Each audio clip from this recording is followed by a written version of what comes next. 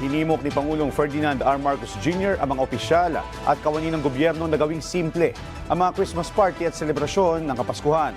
Ito ay bilang pakikiisa sa mga naging biktima ng mga nagdaang bagyo. Ang detalye sa balitang pambansa ni Clazel Pardilla ng PTV Manila.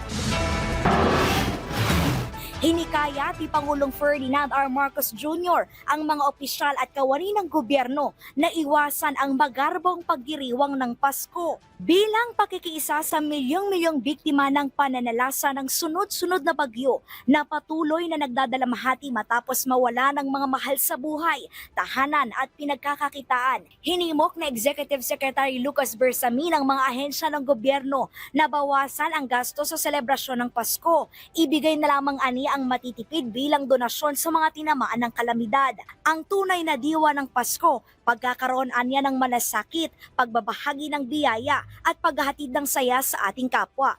Hindi na anya kailangan ng kautusan para rito. Tiwala si Bersamin sa kabutihan ng mga kawani ng gobyerno na magkukusang ipatupad ang panawagan ng presidente.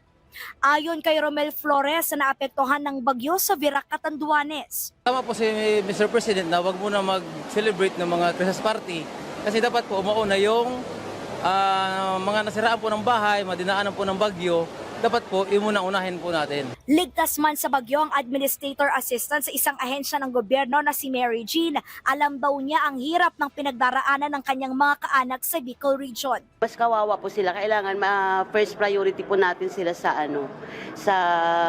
pagbibigay ng mga po. Okay lang po sa inyo na wala pong lechon? Okay naman po. Mas okay pong wala na. Kahit simple lang po. Paano kung wala ng exchange gift at raffle? Yung ipaparapol niya, ibigay na lang doon sa nangangailangan. Mahalaga po ay kahit paano, kahit simple lang, basta't magkakasama-sama.